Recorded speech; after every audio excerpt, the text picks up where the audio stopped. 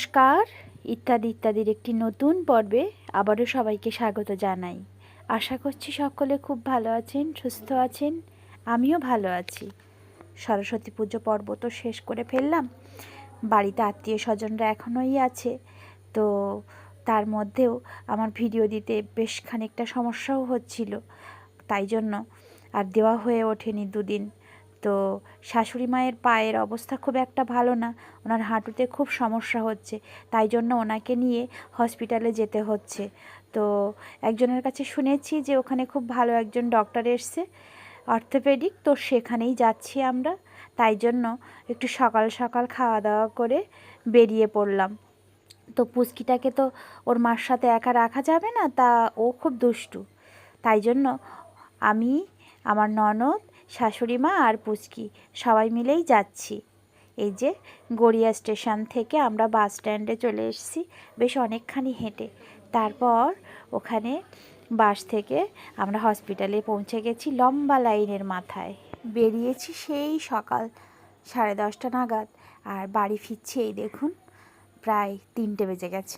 ঘরে ফিরে কিছু খেয়ে একটু রেস্ট নিয়েছিলাম, আর তারপর রাত্রে বরমশাই চিকেন নিয়ে এসেছিল। ননদ পোলাও খেতে চেয়েছিল আর চিকেন কষা। তো চিকেন কষা তো করেছি, কিন্তু আমি একটু চিকেন দো পেঁয়াজা করার চেষ্টা করেছি। আমি আমার মতোই করেছি, খুব সাধারণ আর খুব সহজ উপায়ে। তো এখানে আমি পেঁয়াজ ভেজে নিয়েছিলাম, ভেজে নিয়ে আমি মিক্সিতে একটা মশলা করে নিয়েছিলাম। আদা, রসুন, পেঁয়াজ, শুকনো লঙ্কা, সামান্য টমেটো দিয়ে আর একটু টক দইও ব্যবহার করেছিলাম। সেটাই আমি এই মশলার সাথে দিয়ে সুন্দর করে কষিয়ে নিচ্ছি। কষানো হয়ে গেলে তারপর আমার ধুয়ে রাখা মাংসগুলো আমি দিয়ে দেব। মাংসটা দিয়েই আমি লবণ হলুদ দিয়ে দিয়েছি স্বাদ মতো, দিয়ে একসঙ্গে সুন্দর করে মিশিয়ে নেব। এক হাত দিয়ে সম্ভব না, তো সেজন্য আমি ফোনটা রেখে দিয়ে তারপরে মিশিয়ে নিয়ে এই যে আপনাদের দেখাচ্ছি। এই দেখুন, মাংসটা খুব সুন্দর করে কষাতে হবে যতক্ষণ না একদম জল বেরিয়ে তেল ছেড়ে যাবে। বড়মশাই ফেরার সময় দিলখুশ নিয়ে এসেছিল, আর ওর হাতে একটু লেগেছে, বাঁশে ধাক্কা লেগেছিল।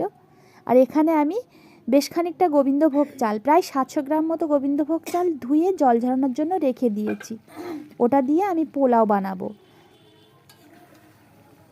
মাংসটা প্রায় কষানো হয়ে গেছে, বারবার আমি গল্পের আসরে যাচ্ছি আর এখানে এসে একটু ঘেঁটে দেওয়ার চেষ্টা করছি। আমি বেশ খানিকটা মাংস কষা তুলে নিয়েছি সবাই মিলে খাবো বলে, তাহলে গল্পের আসরটা আরেকটু জমে যাবে, তাই কিনা বলুন? এই দেখুন, পুচকি তো ঝাল খেতে পারে না, কিন্তু ওই খেতে চাইছে আগে থেকে। আর বাড়িতে একটি বাচ্চা থাকলে তাকে নিয়েই সারাটা দিন কাটিয়ে দেওয়া যায়, আর জমে যায় আসরটা তাকে নিয়েই। দেখুন সারাটা দিন আমাদের কি সুন্দর কেটে যাচ্ছে এখন। আর অন্য সময়গুলোতে আমি একাই থাকি আর বরমশাই তো চলে যায়, সেজন্য এ কদিন বেশ জমে গেল, কিন্তু ওরা কাল চলে যায়। যাই হোক, এই যে দেখুন মাংসটা আমার সুন্দর করে কষানো হয়ে গেছে। এবার আমি পরিমাণ মতো জল দিয়ে দিয়েছি। আমি একটু কষা কষা করব তাই জন্য দিয়েছি। আর আমার চিকেন দো পেঁয়াজাটাতে কিন্তু আলু ব্যবহার হয়েছে, কেন নয়, আলু ছাড়া আমার বাড়িতে চিকেন একদম চলে না। পাশের উনুনে একটি ফ্রাই প্যান বসিয়েছি, সেখানে বেশ খানিকটা বাটার দিয়েছি। বাটারটা গলে যেতেই আমি সেখানে দিয়ে দেব পেঁয়াজ, ক্যাপসিকাম, কাঁচা লঙ্কা, আর দিয়েছি 2-3 কোয়া রসুন। এই যে দেখুন বরমশাই আমার জন্য একটি ছুরি নিয়ে এসছে, আমার ছুরিটা ভেঙে গেছিলো, তাই জন্য। কেমন হয়েছে জানাবেন। ওটা একটু ভাজা হয়ে গেলে আমি বেশ খানিকটা কাসুরি মেথি হাতে ঘষে ঘষে দিয়ে দিয়েছি। কাসুরি মেথিটা কিন্তু এই চিকেন দো পেঁয়াজাতে খুব ভালো যায়। আমি যেমনটা জানি তেমনটাই দেওয়ার চেষ্টা করছি, আর যেমনটা খুব সাধারণভাবেই করছি আর কি, অনেকে অনেকভাবেই জানেন। ব্যাস, আমি একটু গরম মশলা বেটে দিয়েছিলাম, আর তারপর ওই ভেজে নেওয়া সবজি, পেঁয়াজ সবটাই দিয়ে দেবো কাসুরি মেথিযুক্ত ওই মশলাটা দিয়ে সুন্দর করে একদম মাংসর সাথে মিশিয়ে নেব। নিলেই কিন্তু আমার চিকেন দো পেঁয়াজা একদম রেডি হয়ে যায়। এবার পোলাওটা বানাবো। পোলাওটার জন্য আমি কড়াইতে বেশ খানিকটা ঘি দিয়েছি, আর দিয়েছি এলাচ, আর দিয়েছি তেজপাতা, আর কালো কিশমিশ ছিল আমার কাছে, তো সেটাই ব্যবহার করেছি। দিয়ে বেশ খানিকক্ষণ নেড়ে চেড়ে আমার ধুয়ে জল ঝরানো গোবিন্দভোগ চালটা দিয়ে দিয়েছি। বেশ সুন্দর করে নেড়ে চেড়ে একদম ঝরঝরে করে নেব। বেশ সুন্দর ঝরঝরে করে ভেজে নিয়েছি। এবার আমি পরিমাণ মতো জল দিয়েছি। আমি 700 গ্রাম চালের মধ্যে বেশ 1 লিটার পরিমাণ জল দিয়েছি। এটাতেই ঝরঝরে হয়ে যাবে আমার মনে হয়েছে, কারণ এই চালটা এরকমই, সব চাল সমান হয় না। আর স্বাদ মতো লবণ আর চিনিটা এখানে দিয়ে দিয়েছি। দিয়ে বেশ মিনিট 5-6 আমি ঢাকনা দিয়ে ঢেকে রাখবো।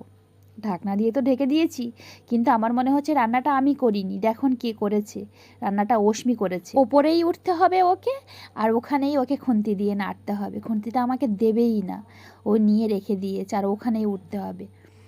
খুব দুষ্টু। আর এবার আমার কাছে এসে খুব হুজ্জুতি করেছে একদম। আগের বার যখন এসছে তখন এতটা আসতে চাইতো না।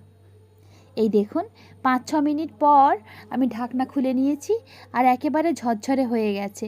আর বেশিক্ষণ রাখাই লাগবে না, বেশ কিছুক্ষণ ঢেকে চেড়ে আমি নামিয়ে নিয়েছি। এই দেখুন। তাহলে আজকের ভিডিওটা এখানেই শেষ করছি। সবাই খাওয়া দাওয়া করে নিই। আপনারা সকলে খুব ভালো থাকবেন, সুস্থ থাকবেন। আর আমার পর্বগুলো ভালো লাগলে অবশ্যই আমার পাশে থাকবেন। নমস্কার।